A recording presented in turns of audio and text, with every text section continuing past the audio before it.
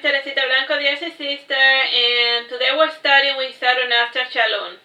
This is chapter 1. Just chapter 1. It is common for people to imagine that the need to interact with a person for a lifetime to get to know them. I disagree. As an Oculus, I regularly sort through the jumbled messes that my subordinates call observations. After draining the pulp, I usually arrive at a pretty concise character study for each person. And I wish that my underlings would be more efficient. They tend to linger on the most banal of things. Surely it would be easier if they just strictly eyeball the situation and people over the top before returning home. It is rare for people to be so interesting. A perfect example of banality and waste of time and resources were all of the observations regarding Chalon. He was as common as white bread from the beginning of the mission to the end of it. This is just a testament to his talent. As an infiltrator biological weapon, had he stood out, he would have been a failure. Chalon is not the type of person who enjoys failing at something, and I will go into more detail about his character and why it makes him one of the most mundane individuals in our group. And I am submitting this observation to my superiors to judge whether we should give the go-ahead with the movie we plan based on the 24 hours of observation we gathered for him. And while his series went under silly request, Chalon simply spent his time doing necromancy in his cute little place. And I gave the report of a typical day of the life of Chalon only to illustrate his lack of impact on the entire mission as a whole. This is not to remove merit where merit deserves. Still, with a couple of small incidents here and there, Chalon did practically the same thing every day. This is why I say that one only needs a day of observation to get to truly know a person, and by observing their happy little routines, you truly know everything one needs to know about them. The sample day chosen for this report is day 17, month 8, year 17. It is just after the natural death of Bersamin, and the gypsies are currently camped outside the city of Sassari. When I say gypsy, I mean it in the loosest term possible. The word gypsy was first coined in the world of Saturnastra about 200 years ago. Bersamin had just solidified his little empire, and he was trying to make sense of the different people living inside of it. And one day, a traveling merchant van arrived to Veragerum, and they belonged to the same family, and they had traveled together and so forth. And traditionally, merchant vans travel in small family groups, and they're not too keen on sharing any of the spoils outside their unit. Anyhow, this merchant family happened to have olive skin, black hair, and black eyes, and when Bersamin saw them, he chuckling, he said, "So they got thieving gypsies in this world as well." Over the course of decades, it became fashionable to hit upon any merchant group that had such skin, hair color, and eye color combination. It did not matter if they were related to blood or not. If they resembled what Bersamin considered a gypsy, then society could conceive them as thieving merchants. And once you make a petit mal socially acceptable, it becomes almost impossible to remove such prejudice from the day-to-day routine of the average fellow. And I mention this so that you can understand the behavior of the people outside of Chalon's clan. As for the clan, they called themselves the Godieda. The last name was a fusion of the word God and Aeda. Aeda is the name of the local goddess of life, and according to the family legend, the goddess had taught the founder of the clan how to bend the truth, and this skill was polished and refined throughout the succeeding generations. And during the chosen sample day, there were about 23 family groups in this unit, and there were about 279 people living and traveling together. And the current head of the clan at the moment is an unexperienced man of 52 years old named Harold, and he was chosen due to a popular vote after his great-great-grandfather died of old age so many years ago. And his daughter is Chalon's adopted mother, and her name was Astrid. And she found Chalon pretending to be a wee little baby in the woods, and she named our boy Chalon due to his psychic influences. And he made her believe that Chalon was a good name for the baby, even though there was not a person alive in this world who had such a name. And after a normal infancy period, Chalon found his place within the clan, and he fell into this boring, nondescript, happy routine. Time 001, minute 1. Before I begin, here are some basic observations about Chalon's physicality. For people who lack eyes or any means of digital recording, Chalon wore the skin of a 70-year-old human male.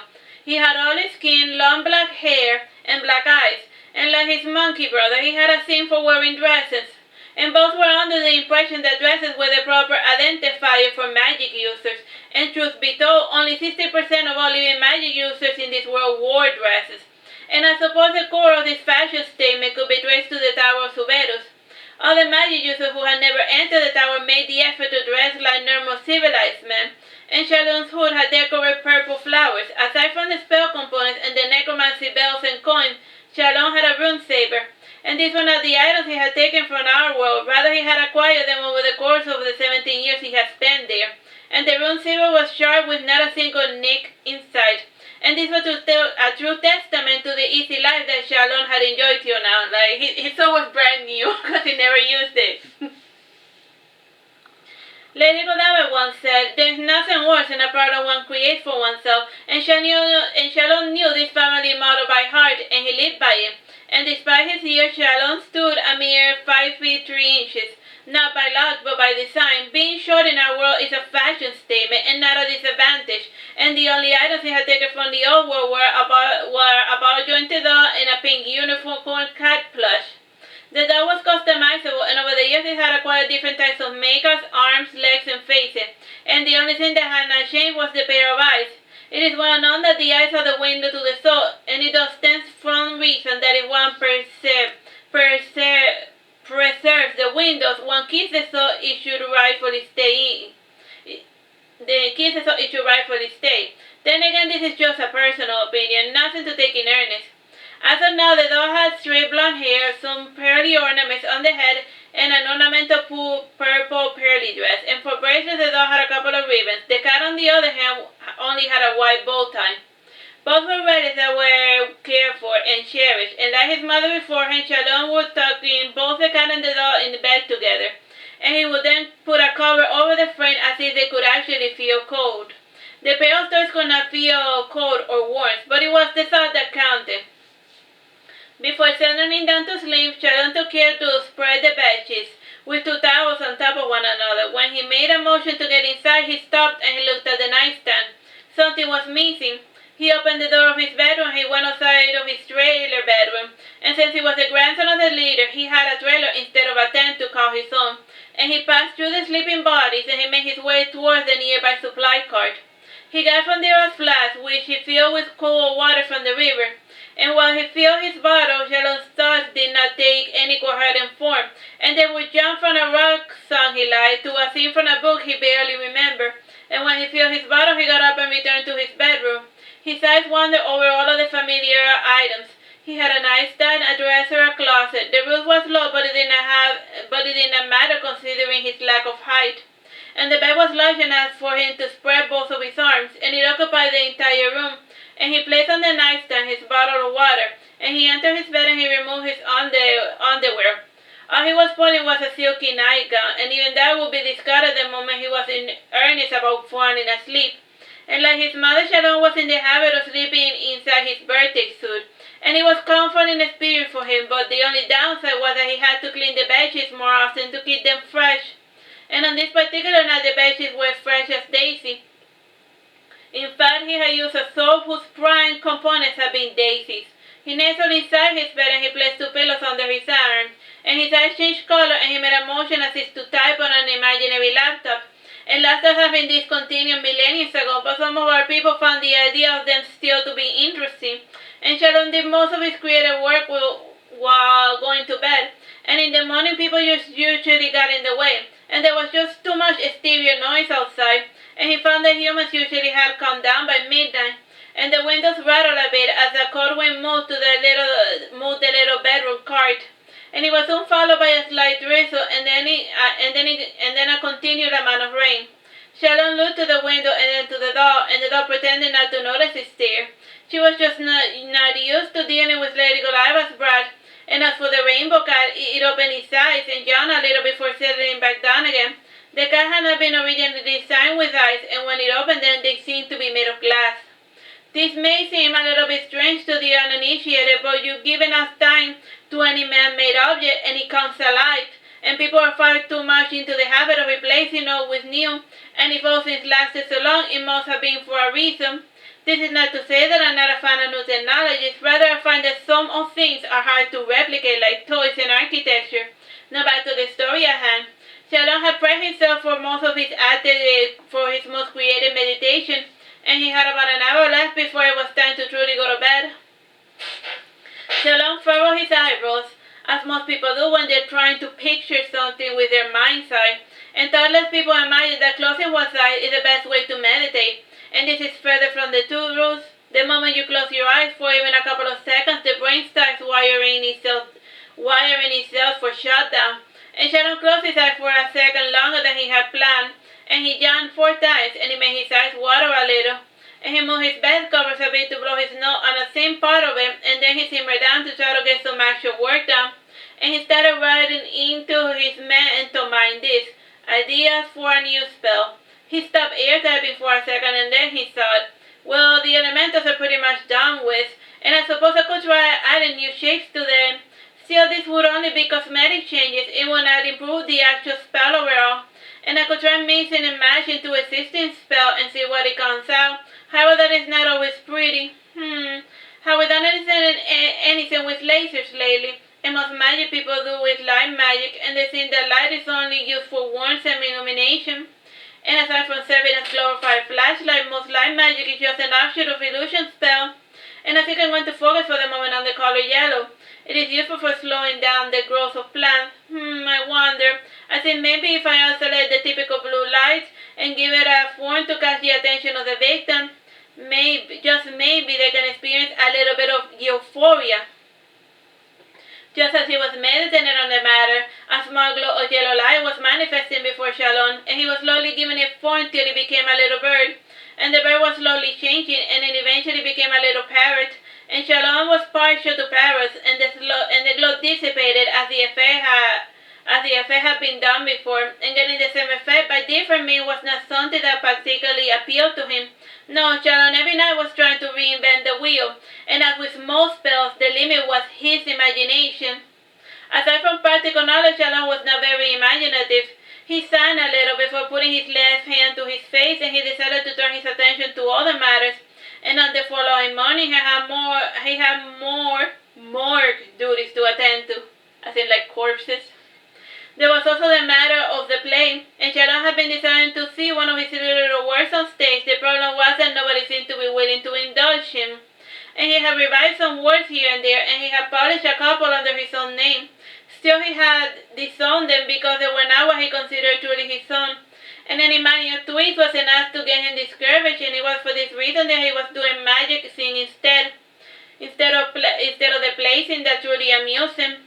The rain stopped a bit, and the clouds parted somewhat, and a strong light entered the window, and this made Chalon grimace a bit. Due to the position of the Titan moon, it was going to be hard for him to actually fall asleep. And despite the fact that his window had blinds, they were a bit of an angle, and this made it somewhat possible for some of the moonlight to enter his room.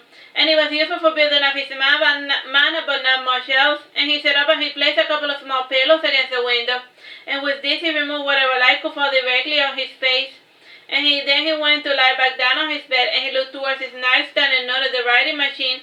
And he lodged on top of his bed the large contraction, and he decided to get some other work done for a change. And the city manager had asked him to pitch in some dialogue for a romance, and Shadow had made some progress the day before, and he read what had written over the top. The main people in the scene were a couple named Allison and Sir Thomas. Allison had discovered a terrible secret, and Charlotte had originally written this: Allison, you have been following me all this time.